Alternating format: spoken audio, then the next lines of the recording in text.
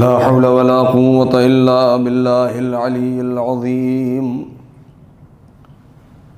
حسبنا الله ونعم الوكيل، نعم المولى ونعم النصير.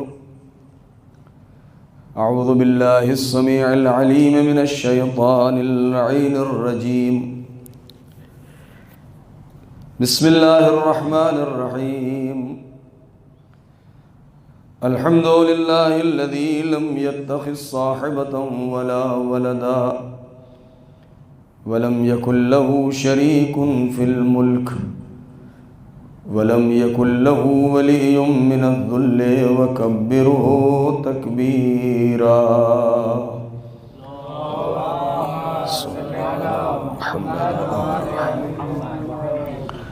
والصلاة والسلام والتحية والإكرام على النبي الأمي المكي المدني القرشي الهاشمي الأبتعي سيدنا ومولانا ومقتدانا وهادينا أبي القاسم محمد.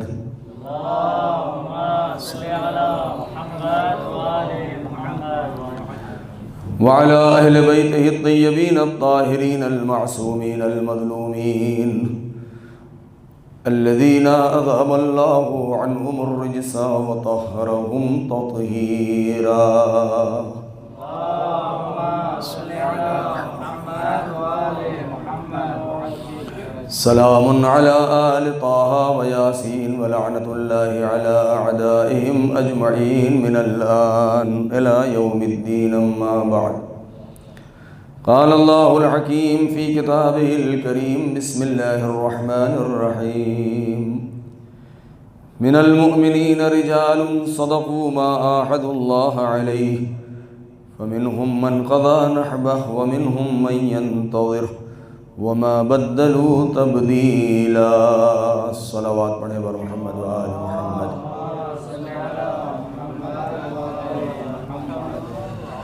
عزیزان محترم،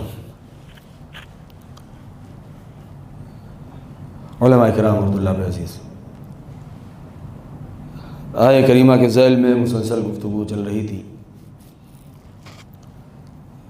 اور اس سلسلے کی یہ آخری مجلس،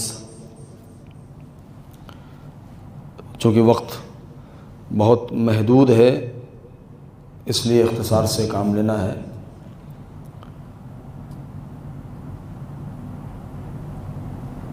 بارہ محرم الحرام روایات کے اعتبار سے کئی مناسبتیں اپنے ساتھ رکھتا ہے، اور وہ ساری مناسبتیں ایسی ہیں کہ جس پر بہت ہی تفصیل سے گفتگو کی جا سکتی ہے.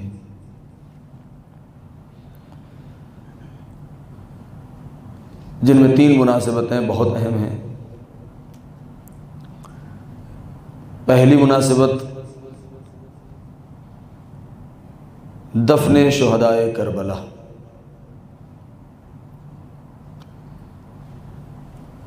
دوسری مناسبت اہل حرم کا کوفے میں وارد ہونا. اور تیسری مناسبت شہادت امام زین العابدین علیہ السلام بروایت. لہذا یہ تین مناسبتیں ہیں اور تینوں کے اوپر بہت تفصیل سے گفتگو ہونی چاہیے، لیکن بہرحال اجمالی طور سے صرف ایک طرف مصائب دینا ہے، مختصر عرض کرنا ہے.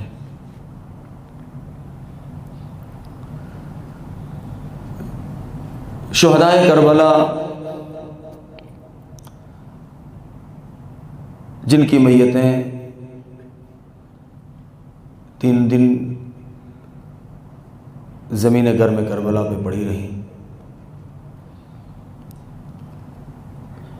لشکر یزیدی کے جو کشتہائے نجس تھے، عمر سعد کے حکم سے ان سب کو دفن کر دیا گیا.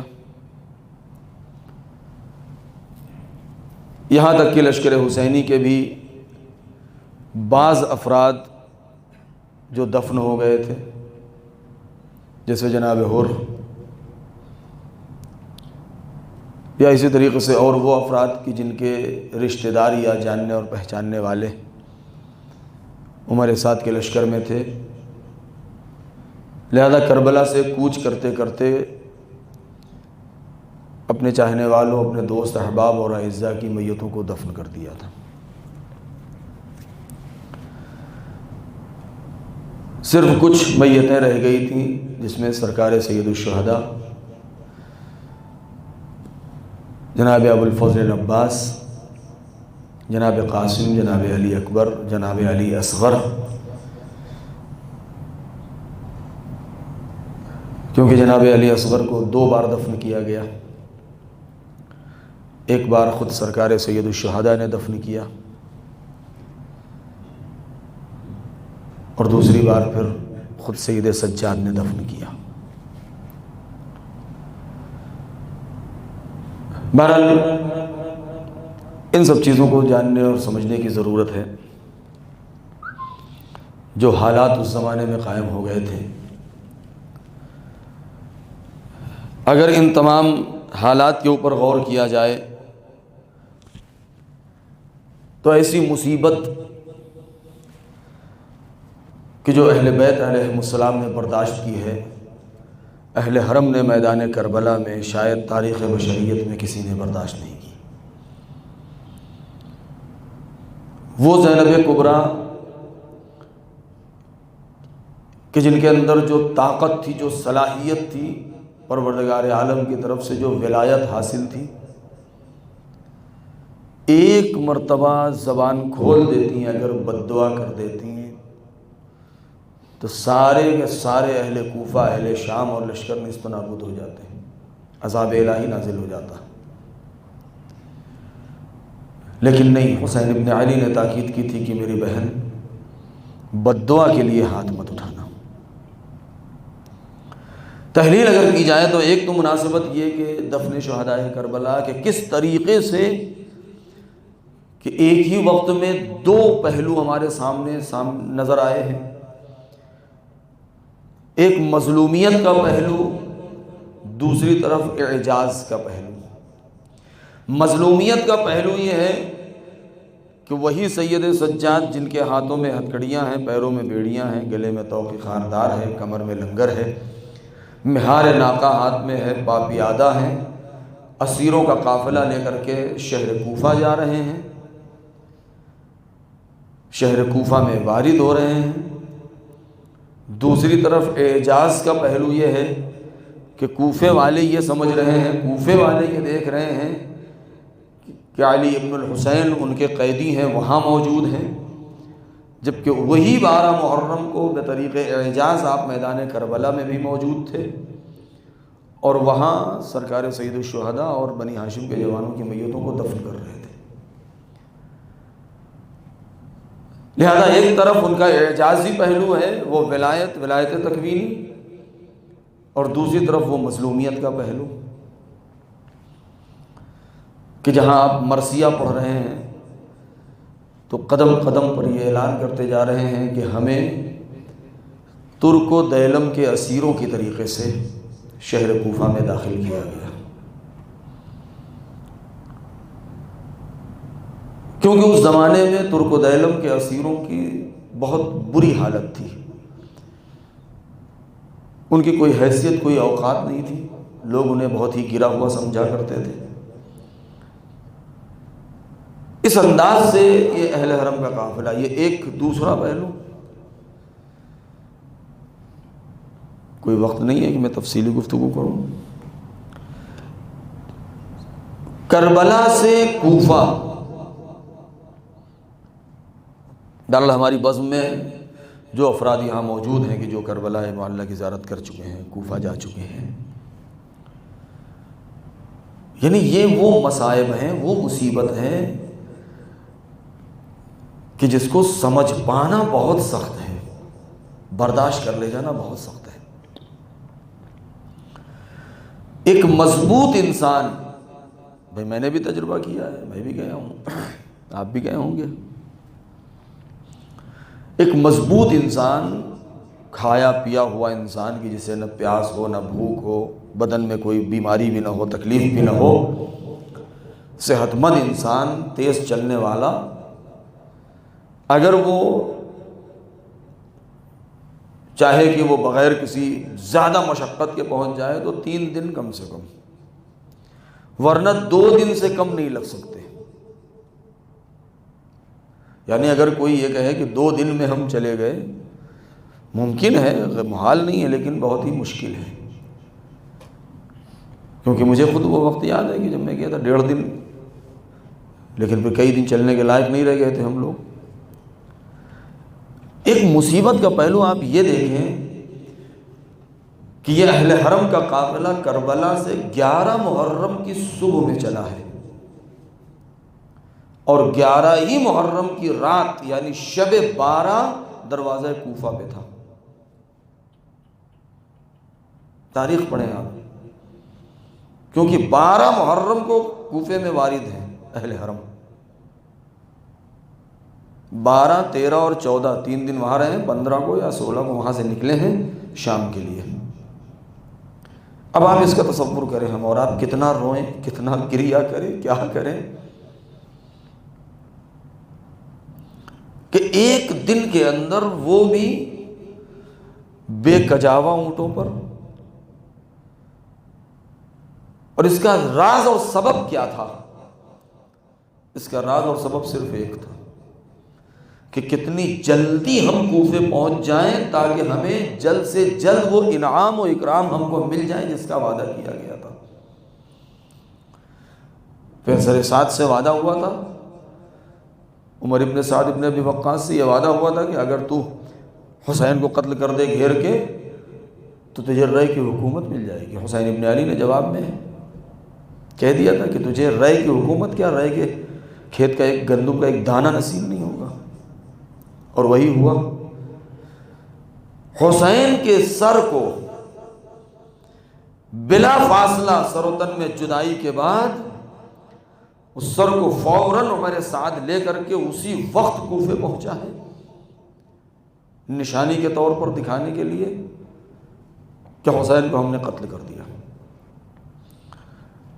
جناب حبیب کا سر، باقی شہداء کے سر، البتہ جناب حبیب کے سر کے بارے میں روایت میں اختلاف ہے، سارے سر نیزے پر تھے، 2 سر نیزے پر رکا نہیں، ایک حبیب کا سر، ایک ابو الفضل عباس کا سر، لہذا ان دونوں سر کو گھوڑے کی گردن میں آویزاں کیا گیا۔ اس انداز سے یہ قافلہ 11 محرم کو کربلا سے نکلا ہے، اور شب 12 نصف شب بھی شاید نہیں ہوئی تھی ابھی کہ دروازہ کوفہ پر پہنچ گیا۔ آپ حضرات نے زیارت کی ہوگی مسجد حنانہ، جو نجف کا آخری حصہ ہے کوفہ شروع ہونے سے پہلے۔ وہیں پر جب وہاں پہنچا تو وہاں پہنچنے کے بعد شمر نے، خولی نے، حرملہ، یہ سب جو سرداران لشکر تھے، ان لوگوں نے کوفے میں داخل ہونے کی اجازت مانگی، تو ابن مرجانہ نے یہ کہلوا دیا کہ نہیں، تم لوگوں نے بہت جلدی کی ہے آنے میں،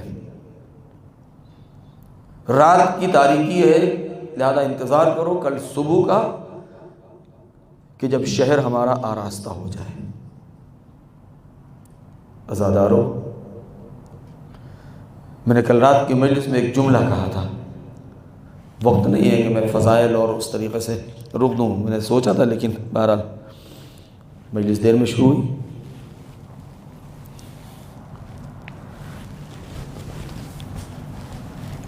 کہ ابھی شہر کوفہ آراستہ نہیں ہوا ہے، ابھی اس قافلے کو شہر میں داخل نہ کیا جائے۔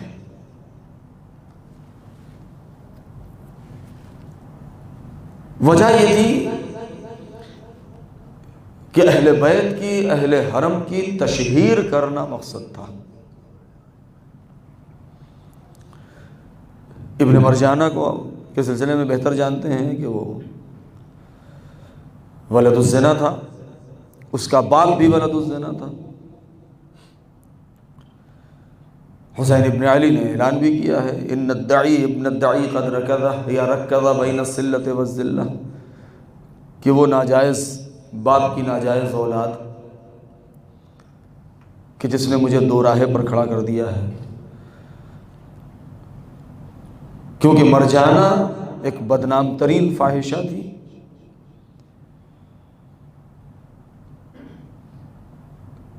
کہ جو ابن زیاد کی ماں تھی، زیارت عاشورہ میں ہم اور آپ پڑھتے ہیں وَلَعَنَ اللَّهُ ابْنُ مرجانہ.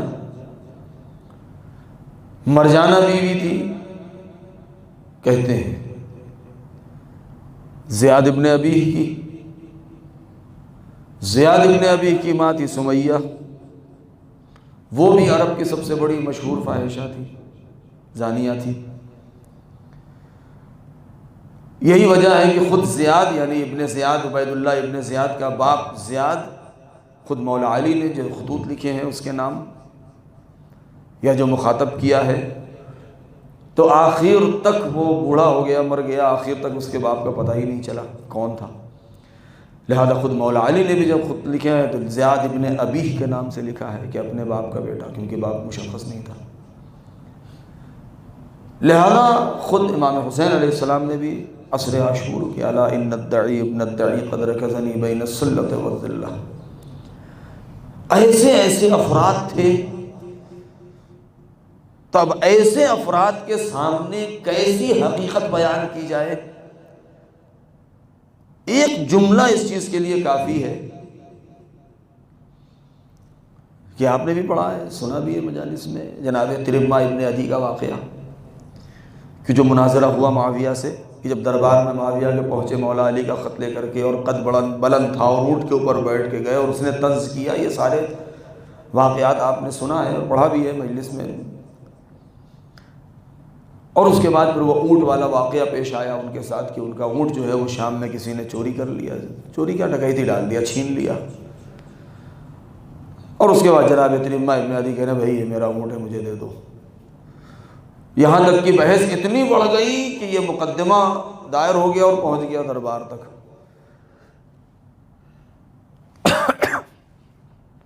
اب دربار میں پہنچنے کے بعد مقدمے کی شکل ہی بدل گئی. ابھی تک بحث یہ تھی کہ اونٹ چوری ہوا ہے، یہ چور ہے، میں اس کا مالک ہوں. وہاں جا کے مقدمہ جو قاضی تھے، جو جج تھا وہاں کا، اس نے مقدمہ ہی بدل دیا، اور جو مدعی تھا اس نے اپنی بات ہی پلٹ دی.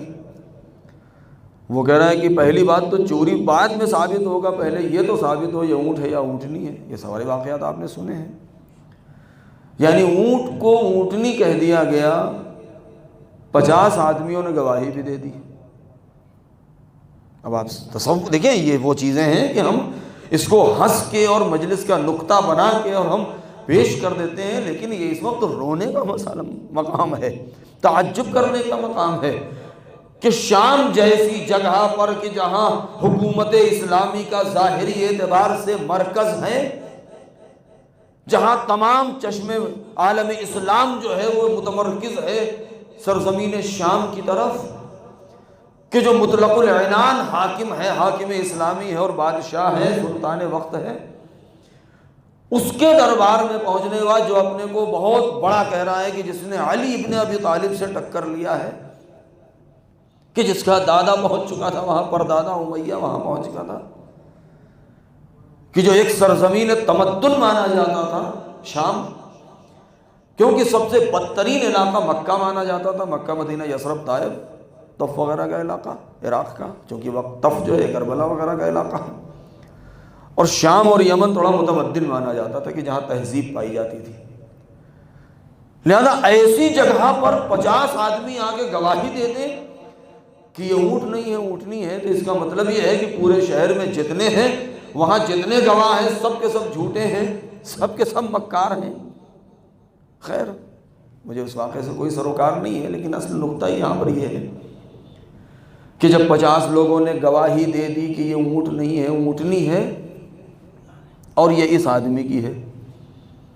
اب یہاں پر آپ دیکھیں کہ اتنے بیوقوفوں کے سامنے علی کے ایک چاہنے والے کے اندر کتنا کمال تھا کہ 50 گواہوں کی جھوٹی گواہی کے باوجود بھی اپنے اونٹ کو اونٹ ثابت کر لے گئے. دیکھیں یہ بہت بڑی بات ہے کہ جناب ترمہ ان 50 گواہوں کے باوجود بھی ان کے برخلاف اپنے اونٹ کو اونٹ ثابت کر لے گئے اور اپنا حق جیت لیا۔ جب وہ دربار میں گئے تو معاویہ نے کیا جملہ کہا تھا؟ بس آخری جملہ ہے، کہا تھا جا کے اپنے آقا اپنے مولا سے یہ کہہ دینا کہ میرے پاس 1,00,000 کی فوج ہے جن میں سب ایسے ہی ہیں، جیسے یہ 50 تم نے دیکھے ہیں، 1,00,000 کی فوج ہے جس میں سب کے سب ایسے ہی ہیں کہ جو نر و مادہ میں تحقیر نہیں کر سکتے، فرق نہیں جانتے۔ دوسرا جملہ کیا ہے؟ اور جا کے اپنے مولا سے کہہ دینا کہ ایسے ایسے احمق اور بے وقوف میں نے پال رکھے ہیں کہ جو صرف ہماری بات سمجھتے ہیں، ہمارا اشارہ جانتے ہیں، ان کو کسی چیز سے کوئی مطلب نہیں ہے۔ جو نر و مادہ میں تحقیق نہ کر پاتا ہو، فرق نہ جانتا ہو، اپنے مولا سے کہہ دینا کیا ان کے سامنے وہ قرآن کی تلاوت کریں گے، ان کے سامنے وہ حجت الہی بیان کریں گے، ان کے سامنے آیات الہی لے کے آئیں گے، ان کے سامنے تفسیر قرآن بیان کریں گے، ان کے سامنے راست گوئی اور صدق و صفا بیان کریں گے، جن کو یہ سمجھ میں نہ آتا ہو تو ان کو قرآن کی باتیں کیا سمجھ میں آئیں گی؟ معاویہ نے، یزید ابن معاویہ نے شام کے حالات ایسے بنا دیے تھے، ایسے بنانے کے بعد اپنا نمائندہ ابن مرجانہ کو اس نے گورنر بنایا کوفے کا۔ اب آپ ذرا تصور کریں، اہل بیت کے اگر کمال کو دیکھنا ہے، ان کی مظلومیت کے ساتھ ساتھ جناب زینب کے جو کمال کو دیکھنا ہے، تو ایسے احمقوں، ایسے بیوقوفوں کے درمیان اراذل و اوباش، وہ الفاظ میں کیسے جس میں اپنے یہاں لچے اور لفنگے بولا جاتا ہے کہ جن کو کہاں کچھ سمجھ میں نہیں آتا سوائے شرارت کے، ان کو کچھ سمجھ میں نہیں آتا ہے، جن کے یہاں کچھ بھی اچھائی نہیں، بھائی سارے کوفے میں اور شام میں ایسے ہی لوگ بھرے تھے۔ اب ذرا سوچیں کہ ایسے لوگوں کے درمیان یہ قافلہ جا رہا ہے، اور ایسے لوگوں کے درمیان جانے کے بعد جناب زینب نے اپنی تقریروں سے اپنے حق کو پہچانوا دیا ہے کہ ایسے ایسے لوگ کہ جن کی آنکھوں سے آنسو جاری ہو گئے۔ لہذا ان سب چیزوں کو سمجھنے کی ضرورت ہے کہ جہاں کوئی کچھ نہ سمجھ سکتا ہو، کوفے میں جناب زینب کبریٰ نے جب تقریر کرنا چاہی اور ایک مرتبہ دیکھا کہ شور اٹھ رہا ہے۔ شور کتنے طریقے کے ہیں؟ کئی شور ہیں۔ بالا خانوں پر، چھتوں کے اوپر عورتیں ہیں، خواتین ہیں کہ جو ہلہلا کر رہی ہیں، جن کو حکم دیا گیا تھا کہ تم ہلہلا کرنا، خوشی منانا، جیسے شادیوں میں عرب کی خواتین کرتی ہیں، یہاں بھی ایسے ہی ہے۔ بچوں سے کہا تھا کہ تم تالی بجانا۔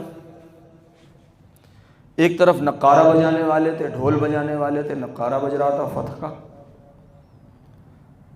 ایک طرف گھوڑے دوڑائے جا رہے تھے جن کے گلے میں گھنٹیاں بندھی ہوئی تھی، بازار لگا ہوا تھا، ہزاروں کا مجمع تھا۔ اب آپ ذرا تصور کریں کہ ایسے شور شرابے میں ایک نحیف و ناتواں ایک خاتون تقریر کرنا چاہ رہی ہے، کچھ کہنا چاہ رہی ہے، اس کی آواز کتنی رسا ہوگی، کہاں تک پہنچے گی کہ وہ اپنی بات کہہ سکے۔ دیکھیے یہ سب چیزوں کو تحلیل کرنے کی ضرورت ہے کہ ایک تیز آواز والا انسان بھی اگر وہاں پر بولتا تو شاید قریب کھڑے رہنے جو ایک دو افراد، ان کے علاوہ کوئی نہ سن پاتا۔ جناب زینب کا حوصلہ دیکھیں کہ انہوں نے وہاں پر موقع کو غنیمت جانا اور کہا کہ نہیں، یہ وہ موقع ہے اصلی کہ جس کے لیے ہمارے بھیا نے اتنی بڑی قربانی دی ہے، لہذا یہ موقع ہاتھ سے جانے نہ پائے۔ لہذا جناب زینب نے کوفے کے اسی بازار میں، اسی میدان میں، اسی جگہ پر کہ جہاں تماشائیوں کا مجمع ہے، چاروں طرف سے دیکھنے والے ہیں، صدقے کی کھجوریں بیکی جا رہی ہیں، آگ برسائی جا رہی ہے، پتھر مارے جا رہے ہیں، ہنسنے والی عورتیں مذاق اڑا رہی ہیں، جہاں ایک طرف مسخرے ہیں کہ جو لوگوں کو خوش کرنے میں لگے ہیں، ایک طرف عورتیں ہیں جو شادیاں خوشیاں منا رہی ہیں، ہل ہلا کر رہی ہیں، ایک طرف ہے جو شادیانے بج رہے ہیں، ایسے شور شرابے میں علی کی بیٹی کہ جس کے ہاتھ پسے پشت بندھے ہوئے ہیں، بے کجاوا اونٹ کے اوپر بیٹھی ہوئی ہے، اب وہ ایک مرتبہ تقریر کرنا چاہتی ہے۔ تاریخ نے کیا لکھا ہے کہ زینب نے بعض تاریخ اللہ کے اپنے ہاتھ کے اشارے سے، اگر ہم یہ فرض کریں کہ ہاتھ بندھے ہوئے تھے تو آنکھوں کے اشارے سے مجمع پر ایک نظر ڈالی ہے۔ ساری معتبر تاریخوں نے اس کو لکھا ہے کہ جیسے ہی زینب کی وہ اشارہ کیا ہے، کوفے کے اس بازار میں ایسا سناٹا چھا گیا تھا کہ لوگوں کی آوازیں، عورتوں کی، بچوں کی، لوگوں کی آوازیں ان کے سینوں میں، گلے میں گھٹ کے رہ گئی تھی، یہاں تک کہ گھوڑوں اور راہوار اونٹ کے گلے میں بندھی ہوئی گھنٹیاں بھی اپنی جگہ جم گئی تھی۔ ایک سکوت مطلق تھا، اور اس کے بعد وہاں پر جناب زینب نے تقریر کی ہے اور حسینی پیغام پہنچایا۔ عزادارو، ایک خاتون کی جو اتنا زیادہ مجبور ہو،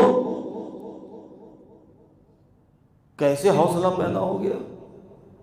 آخری جملہ، جب کوئی بھی انسان کسی بھی ملک میں، ہم نے اور آپ نے بارہا دیکھا ہے، اور نہیں دیکھا تو بھی آپ یہاں دیکھ سکتے ہیں، خیابان ساحلی پہ آپ کو ایسے بہت سے افراد مل جائیں گے کہ جو دادگاہ کی طرف پولیس ان کو لے جا رہی ہو، ہاتھوں میں ہتھکڑیاں ہوں۔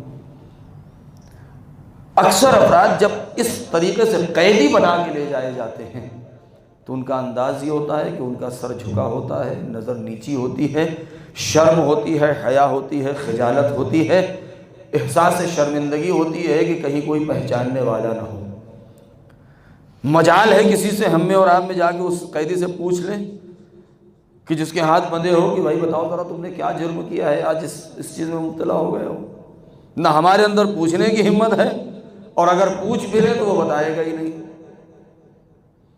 لیکن اہل حرم کا کمال یہی ہے کہ کربلا سے لے کر کے کوفے تک، کوفے سے لے کر کے شام تک، شام سے لے کر کے واپسی مدینے تک، کوئی ایسا آدمی نہیں آیا، ایسی عورت نہیں کہ جس نے پوچھا ہو اور زینب نے بتایا نہ ہو۔ یہ حکمت عملی۔ جب بھی کوئی سید سجاد کے پاس آیا، دیکھا کہ اتنا مجبور انسان ہے، اور اس سے پوچھا کہ اے بندے خدا بتا کہ آپ کا جرم کیا ہے، تیرا جرم کیا ہے، تم نے کیا کیا ہے، تو ویسا نہیں کہ سر جھکا لیا ہو، کہا کہ چلے جاؤ مجھ سے مت پوچھو، نہیں، فوراً بتایا کہ میں علی ابن الحسین ابن علی ابن ابی طالب ہوں، یہ میری پھوپھیاں ہیں، وہ میری مائیں ہیں، میرے بابا کو بے جرم و خطا قتل کیا گیا ہے، ہم حق پرست ہیں، قرآن کی آیات کی تلاوت کی، اسلام کی تبلیغ کی۔ ایک قیدی ہے کہ جس عالم میں، کہ جب اس ماحول میں، اس عالم میں تبلیغ کر رہا ہے، تو یہیں پر وہ دنیا والوں نے دیکھا کہ یزید نے ظلم کرنے کے باوجود بھی یزید اپنی سیاست میں ہار گیا، اور حسین اور سید سجاد اپنے انقلاب میں کامیاب ہو گئے۔ کہ یزید اپنی سیاست اور مکاری میں ہار گیا، سید سجاد اپنے انقلاب میں کامیاب ہو گئے۔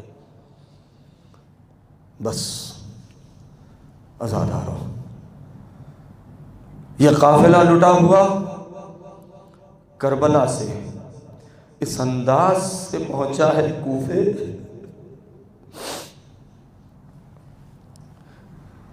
تاریخ نے لکھا ہے، نشانات بھی موجود ہیں جو لوگ اس راستے سے جاتے ہیں، کہ ایک دن کے اندر کربلا سے اس قافلے کو کوفے پہنچایا۔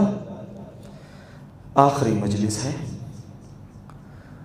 آئیے عرض ادب کرتے ہیں، مل کے پرسہ دیتے ہیں اور درخواست کرتے ہیں، اے بی بی کریم اہل بیت، ہمارا پرسہ قبول کیجیے۔ اے بی بی، ہم حق کے ماتم ادا نہ کر سکے، لیکن آخری اس مجلس میں ان کا ذکر ضرور کروں گا۔ جناب معصومہ قم عالم غربت میں، پردیس میں، دنیا سے گئیں، قم کی سرزمین پر ان کو دفن کیا گیا۔ 23 ربیع الاول کو پہنچی، 17 دن رہی، 10 ربیع الثانی کو آپ کی شہادت ہو گئی قم میں۔ جنازہ جب تیار ہوا تو قبر میں اتارنے والا کوئی نہیں تھا، اس لیے کہ ہر آدمی دور ہٹ رہا تھا کہ معصوم نے انہیں معصومہ کہا ہے، ہم اس لائق نہیں ہیں کہ ان کے جنازے کو ہاتھ لگائیں۔ عالم غربت تھی، پردیس کا عالم تھا۔ جب جناب موسیٰ بن خزرج اشعری کو یہ پتہ چلا کہ شہر ساوا میں فاطمہ بنت موسیٰ بن جعفر کے اوپر مصیبت کے پہاڑ ٹوٹے ہیں، حملہ ہوا ہے اور انہوں نے ہمیں یاد کیا ہے، تو جب اپنے افراد کو لے کر کے پہنچے ہیں، بس یہی ایک جملہ، اور وہاں سے بی بی کو محفل میں بٹھایا ہے، عماری میں بٹھایا ہے، اور شہر ساوا سے قم کی طرف چلے ہیں، تو ایک بلندی پر کھڑے ہو کر کے انہوں نے یہ اعلان کیا، اے اہل قم، اے اشعری خاندان کے جوانوں، اے میرے چاہنے والوں، سواری کو بہت دھیرے دھیرے چلانا، کہیں بی بی کو کوئی تکلیف نہ ہو جائے۔ اے بی بی، آپ کے اس سفر کا اتنا خیال تھا، لیکن ہائے رے زینب کبریٰ، ارے جب کربلا سے یہ قافلہ کوفے کی جانب چلا ہے، اس قافلے کو اتنی تیزی سے چلایا کہ ننھے ننھے بچے ماں کی گود سے گر کے دم توڑتے رہے، مائیں فریاد کرتی رہی، سکینہ گر گئی، اے ببی اماں، اے ببی اماں، لیکن قافلہ نہ روکا گیا۔ ہاں عزادارو، کتنی قبریں ایسی ملے گی آپ کو اس مسیر پر، لیکن جو چھوٹے چھوٹے بچے ماں کے ہاتھ پسے پرش پسے گردن سے بندھے ہوئے ہیں، ہائے بچے اس اونٹ کی بلندی سے زمین پر گر گئے، قافلہ روکا نہ گیا، اسی صحرا میں بچوں نے دم توڑ دیا، بعد میں گزرنے والے قافلوں نے ان کی ننھی ننھی تربتیں بنا دی۔ ہائے یہ قافلہ کس مصیبت کے ساتھ کہ عابد بیمار ہیں، جب یہ دشمن دیکھتے ہیں کہ اب یہ نہیں چل سکتے تو اونٹ کی پشت پر بٹھا دیتے ہیں، جب دیکھتے ہیں کہ اب تھوڑا افاقہ ہوا تو پھر مہار ہاتھ میں دے دیتے ہیں۔ یہ قافلہ ارے دروازے کوفہ پر رات کی تاریکی میں پہنچا، اجازت مانگی، ابن مرجانہ نے کہا کہ نہیں، کل دن کے اجالے کا انتظار کیا جائے۔ ارے 12 محرم کی صبح نمودار ہوئی، ارے زینب کا دل پھٹ گیا، نجف کا رخ کیا، اے بابا، ارے 20 سال پہلے کا یہ کوفہ تھا، یہ زینب دن میں آئی تھی، آپ نے بھیا حسن سے کہا تھا، اے بیٹا ارے انتظار کرو، رات کے اندھیرے میں زینب، آج زینب رات میں آئی ہے، دن کا انتظار۔